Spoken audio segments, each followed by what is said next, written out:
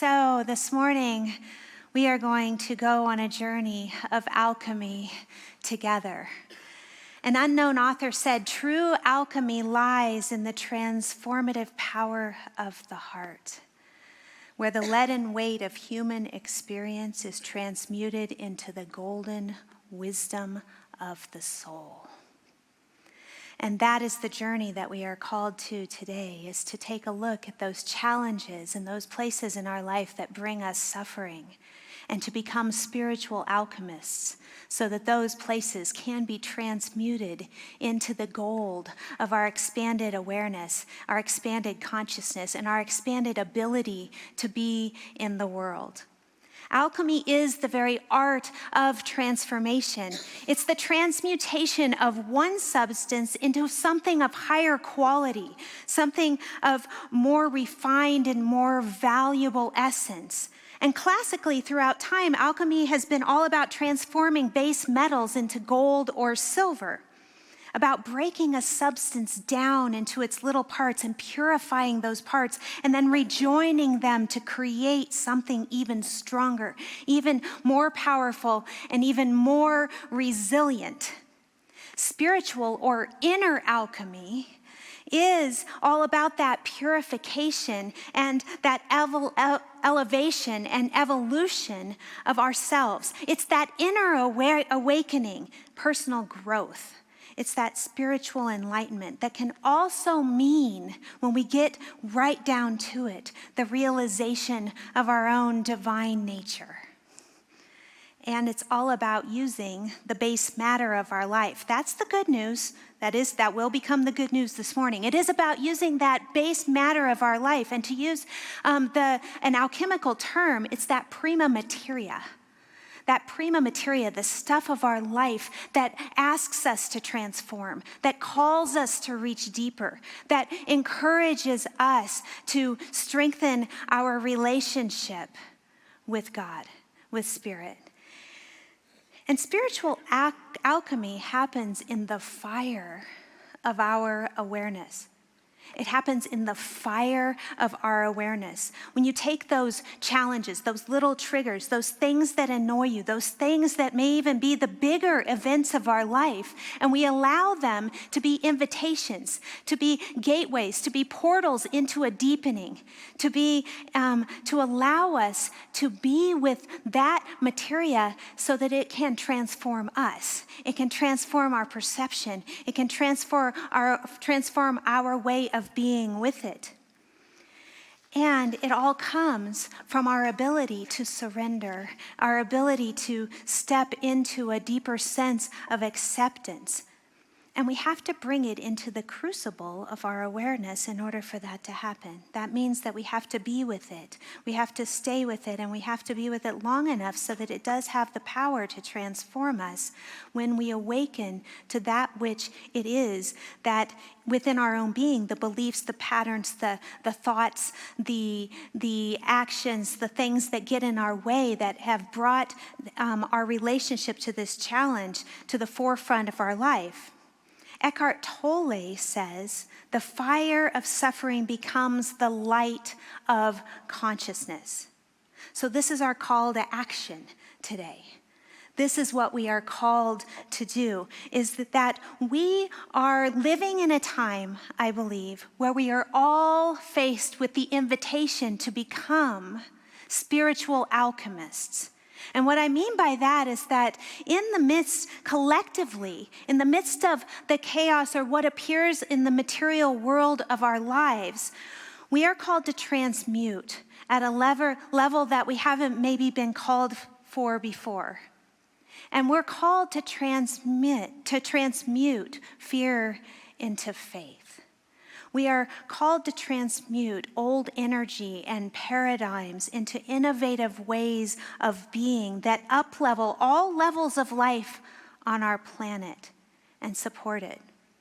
We are called to transmute those actions, those words, those behaviors that separate and divide us into compassion, into empathy, and into a loving acceptance for ourselves and others so that we can create more unity and more connection. One of the fiery moments in my own life involved both a literal and a figurative fire. This was about 15 years ago, and I got the call at 5 p.m. on a Friday afternoon, and I can remember distinctly. I was driving home in my car, and I answered it on the Bluetooth in my car. And an officer announcing himself as an investigator with the Jefferson County Fire Department was on the other end of the line. He said, "Miss Jazwierska?" I said, "Yes." He says, "Do you own the property at such and such in Golden?" I said, "Yes." And this was a townhome that I did own and I had to move from because of a job transfer an hour away. So I had been renting this townhome out. And he said, when I confirmed, he said, "I'm calling because there's been a serious fire at the property." He said, "We had to enter through the roof and we took out all the windows. And there's extensive damage. The good news is that no one was home at the time, and no one was hurt on either side of the townhomes on either side of the unit. But we're stabilizing the scene, and we're boarding up all the windows and doors as we speak, so don't come down here. There's nothing you can do, and I'll call you with more information once we've completed the investigation as to determine the cause." And that was the end of the call. And this was 5 p.m. on a Friday. And I thought, I'm not going to have more information on this for a few days. And at that time in my life, I was a single mom with 2 young girls, and I was struggling to make ends meet. And I have to say, when I hung up the phone, I had to sit in the fire of my own awareness, because what came up and what continued to come up over the next few months were all the things that were related to my own very survival, to my ability to provide for these 2 young girls, to my ability to know that I could make it in the world, and all the lack and scarcity and the things within my consciousness that were swirling around that were related to this very thing became very apparent very quickly. And I'd like to tell you that initially I stopped, dropped, and rolled in the fire of my awareness and in the fire of prayer, but I did not. I sat there and I stewed in it for a while.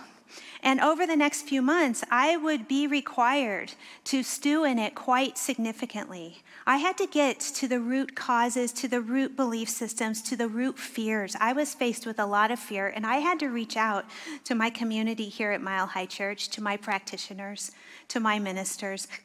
I had to reach out to friends. I had to reach out to friends that understood insurance and all of these things related to this, real estate, townhome things. I had to reach out for that help.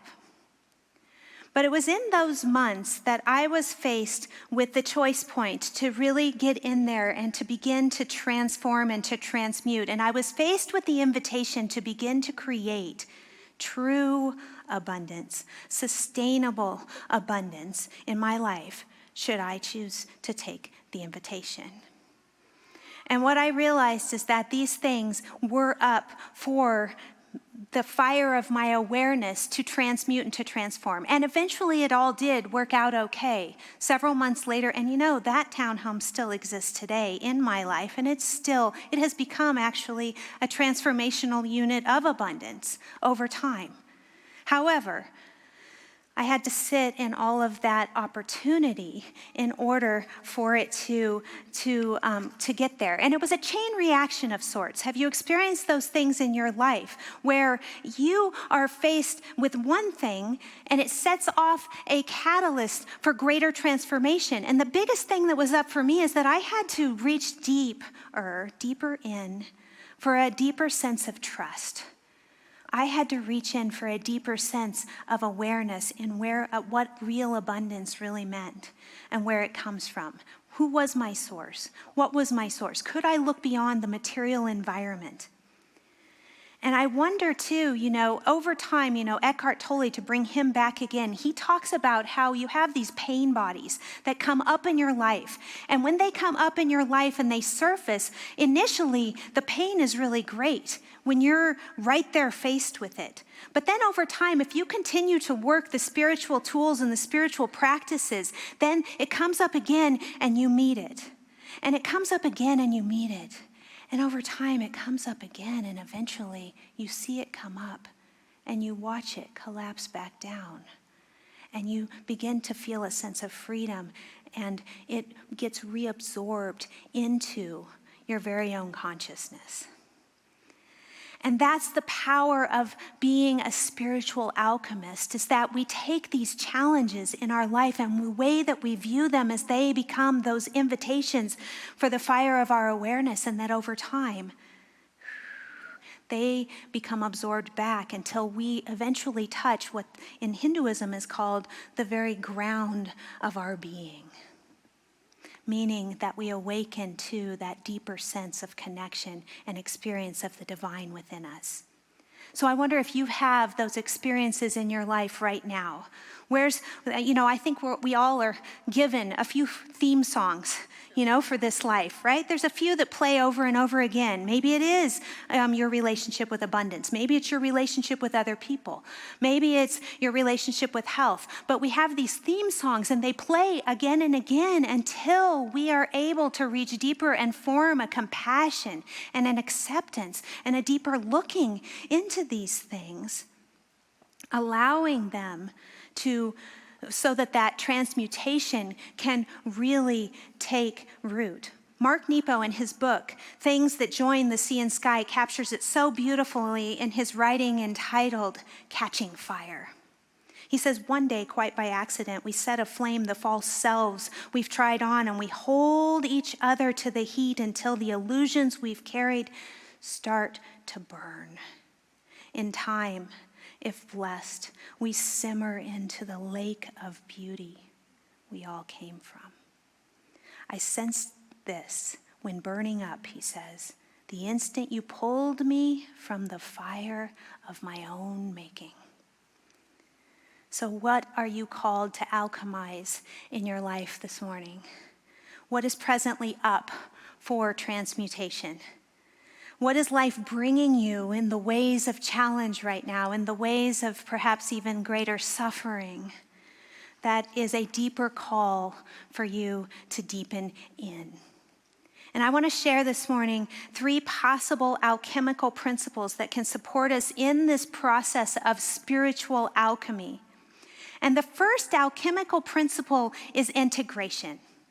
And it is the alchemy of integration. It has to do with our ability to hone our spiritual fortification through our spiritual practices and our soul stamina through our spiritual practices so that we can, and we've all heard this over and over again, be in the world but not of it. We are called not to hide, to go away in a cave, although I love doing that, don't get me wrong. I like to scurry away and be in a cave, but we are called to be in the presence of whatever is swirling about in the material world right now. And that is the call of the spiritual alchemist, is to make sure that we are so anchored in love, we are so anchored in our awareness, in our connection with the divine, that when all that stuff comes up, we can stand in it. We can be with it, and we can be a beneficial presence right in the midst of it. Mircea Eliade, he's a renowned historian of religion. He wrote extensively on the sacred and the role of symbols and rituals in accessing the sacred. He said, ritual is a way of experiencing the world as meaningful. By means of repeated enactments of myth and archetypes, participants in ritual find themselves connected with the cosmos and with the sacred. So he's presenting us with an idea right here that what are the rituals that you have in your life that you do on a daily basis? It may or may not look like an actual spiritual practice. It may not look exactly like sitting on your meditation cushion, although that's all wonderful too. It may look like how you infuse the mundane of your day-to-day with a spiritual perspective. In Celtic spirituality, back in the day, they would make the bed and sing the prayers. They would tend the fire and pray along with it. They would sing the hymns. They would waken themselves in the midst of what they were called to do. And maybe for some of you, it is doing the dishes. And if it is, please come see me after service because I need some help with that. Seeing it as a spiritual practice. Although it can be, right? It's those things that call us into a into a sense of the sacred. And we can do it every single day, built into what it is that we're doing. I know for myself, one of the greatest rituals that I have is to sit in a dark room. Yes, it has to be dark. And to have a spotlight upon a piece of contemplative text, and to have a cup of tea, and to move beyond space and time in that moment, to allow that sense of the sacred to awaken within me. That's a daily ritual that I have. But maybe for you, it's while you're driving your car. Or maybe it is when you are taking out the trash. Whatever it is, those rituals are the gateways and the portals. They are the bridges between the mundane and the sacred. And it's up to us to fortify those, to build those. Magic, right? So we use our spiritual practice to fortify these bridges and to presently blend in and become a broadcasting station for the divine in the midst of whatever we find ourselves out in the world. To use an artistic term, it's about feathering the lines between the mundane and the sacred. And so we become these spiritual cells of light in the midst of chaos. The spiritual alchemist, guards against the outside world and the material perspective coming first and foremost. But we are conditioned. We're conditioned to look at the outside before we look at the inside. But what happens is that over time we become so hypnotized, so mesmerized by the outside world is that, have you ever tried to make a decision and you have all that swirling around within you and all you can hear are the voices of social media in your head, or maybe your friends, your family members, or other significant others, and you can't really get to what it is that's happening within yourself because that connection has been lost a bit. So the spiritual alchemist can use these rituals. Maybe for you it's a walk in nature, but they are the reminders and the catalysts to rehearse the spiritual principles. And another part of that is to use a symbol, perhaps, to anchor yourself in that awareness. One of those such symbols for me that I think is so beautiful and is full of sacred geometry is the symbol of the Vesica Pisces, which you're going to see a picture of right up here on the screen. This beautiful example. And this symbol throughout all faiths carries similar meaning. And what it can stand for the union of the masculine and the feminine energies within us. It can also stand for, being a seed shape of the universe. This is a seed shape that is found in the flower of life, which means that mathematically this ratio is found throughout all of creation at the very base form. So it can also, this symbol can represent the holy intersection of the spiritual parts of ourselves with the physical, material part of ourselves. What if this very symbol was placed all over so that I can see it every day, and that every time I look at it, I'm like, I am the unification of the mundane and the sacred in action. I am a limitless being, and this reminds me of that when I see it. From Judaism, the menorah is shaped after the shape of an almond tree. And the very center of this looks like the shape of an almond, which also has another meaning, the mandorla. And that is the shape that you see there. You know, in Christianity, it represented the womb of Mary from which Jesus came forth, and was also the symbol of the unification of earth and heaven, or as above, so below. In Islam, it's the womb of the universe. And so this symbol can stand for the alchemy that happens when we're able to be with very, very real world challenge, very real life challenges, and access the spiritual in the midst of it. Look above you. And for those of you online, use your imagination. But this very symbol is right there, right here in our sanctuary, reminding us of that intersection of the spiritual and the mundane in each one of us. So we embody these symbols with art. And so I close this particular point with a charge, with an invitation to all of you. It comes from Friedrich Nietzsche. You must have chaos within you to give birth to a dancing star. What happens if you look at your life like that?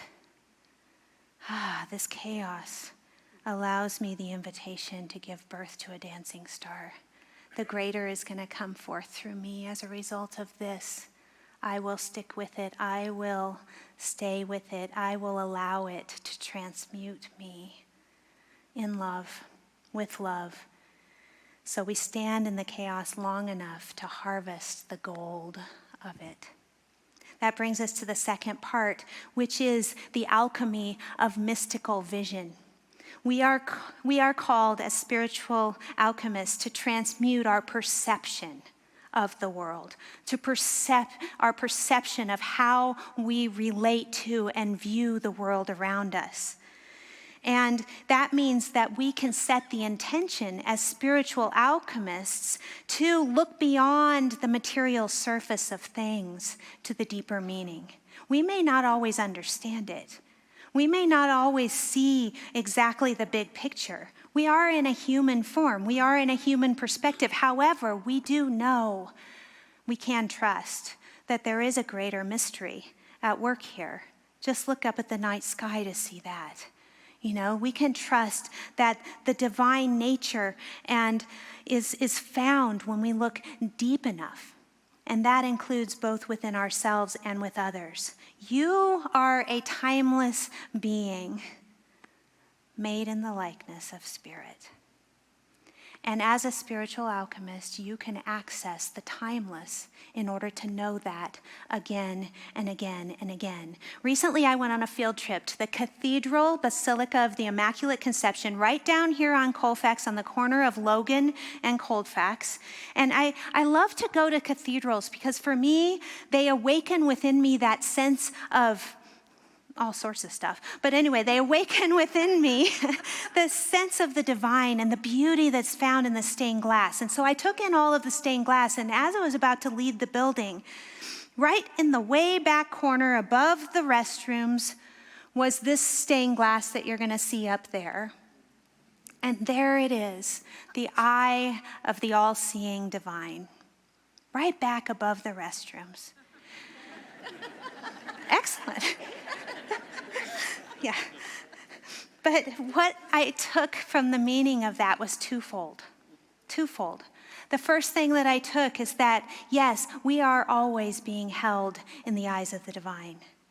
At the depth of our being is that divine nature, that timelessness, that perfection of our beingness, the ground of our being. And number two, is that we can adopt that way of seeing in the world. You know, maybe we're called to do this through prayer, through our spiritual mind treatments in order to shift our seeing, to get to that deeper spiritual meaning.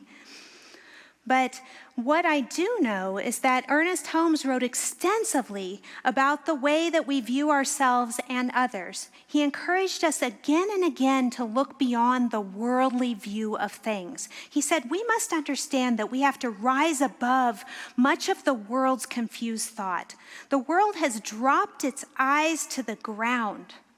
Hungry for much, it is satisfied with little. Therefore, we must strike out for the heights, away from the mists and fogs of human doubts, and we must see things through the eyes of spirit. New Thought teacher Emma Curtis Hopkins, in her book High Mysticism, talks about celestial seeing, that we turn our view again and again. We return again and again through our spiritual practice, through our spiritual awakening, to know, to look out with eyes of the divine. Do you remember the first time that you laid eyes upon someone that you love? Maybe it was a newborn. Maybe it was a beloved partner.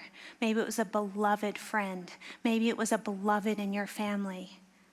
But the first time that you made that connection and that lens of love was so strong, so pure, so innocent, and so loving. How were you seeing in that moment? How were you communicating in that moment? Perhaps live with these questions for a while to see if they can awaken that divine perspective.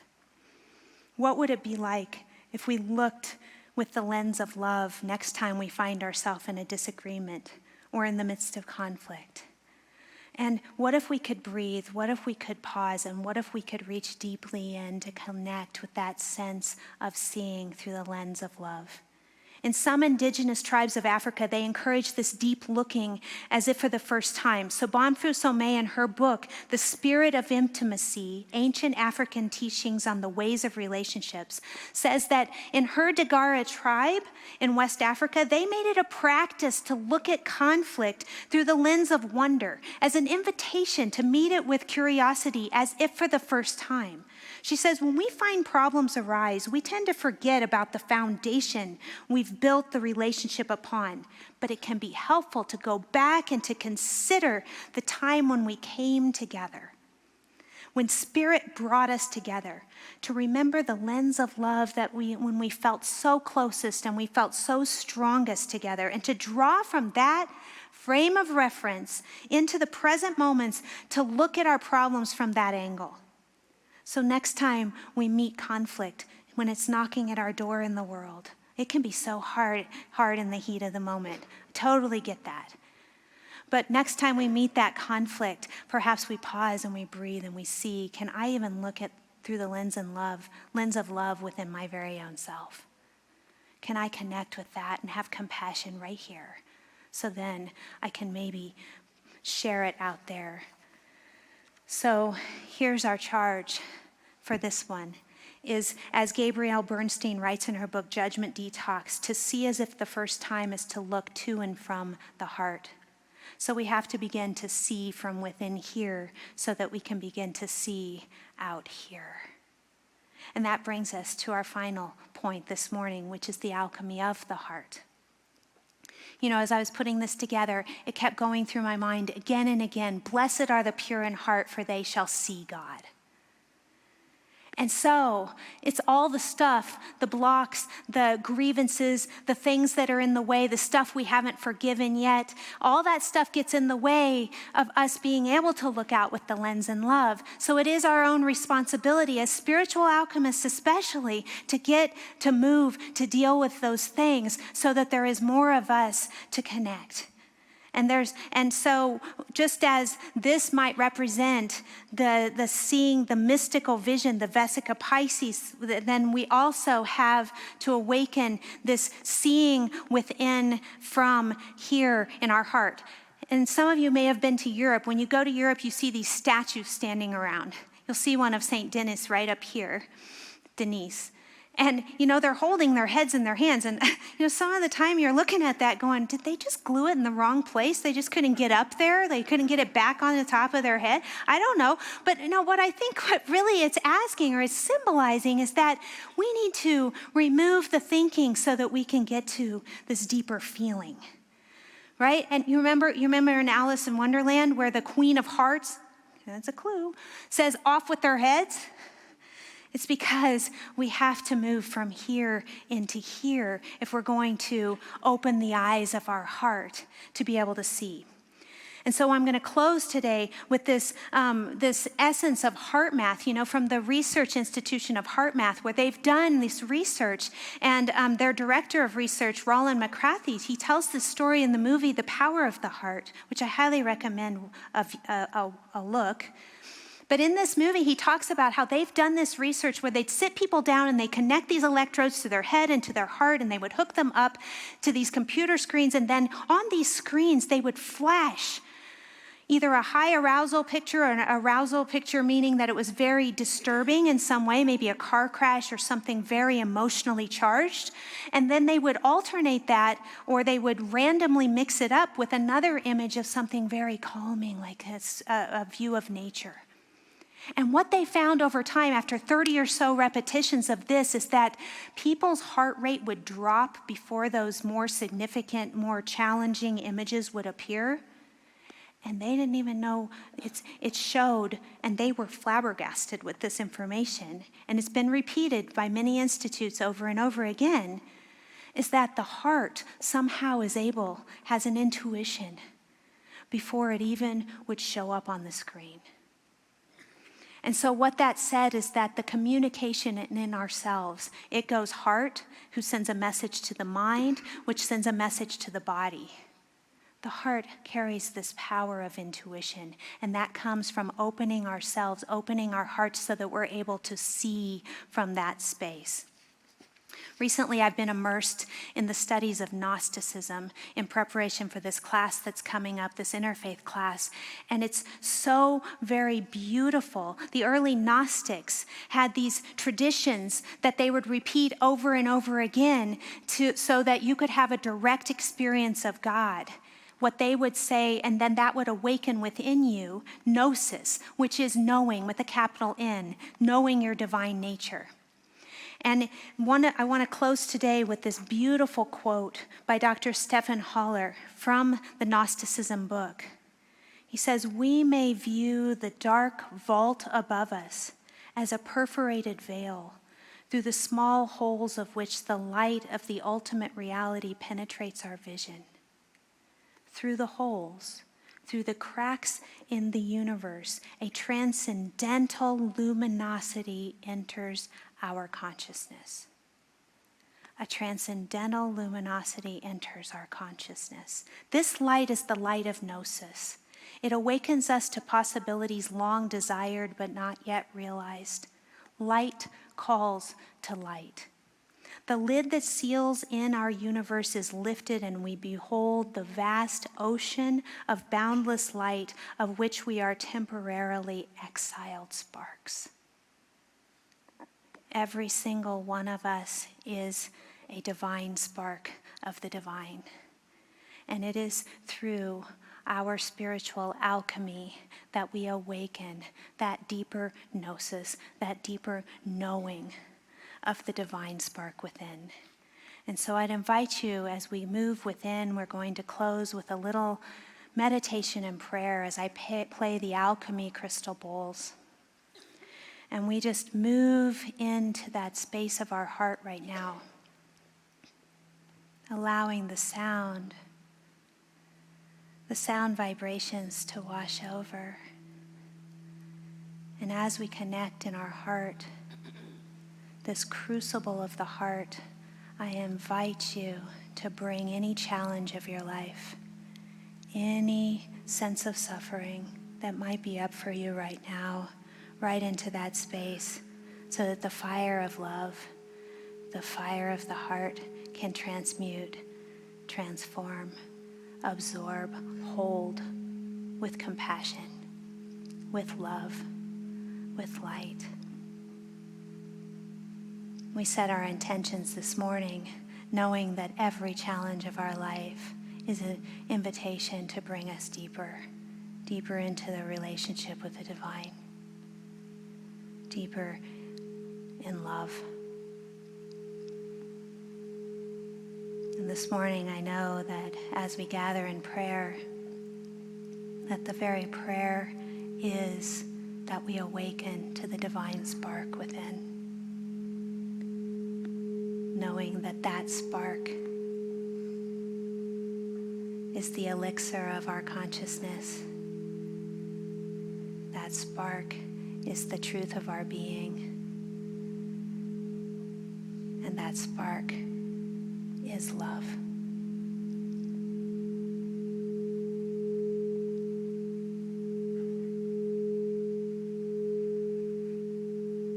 So it is in the essence of love that we release this prayer this morning, releasing it into that alchemy of love and law, feeling and knowing, absolutely feeling that it is done, and we allow it to be.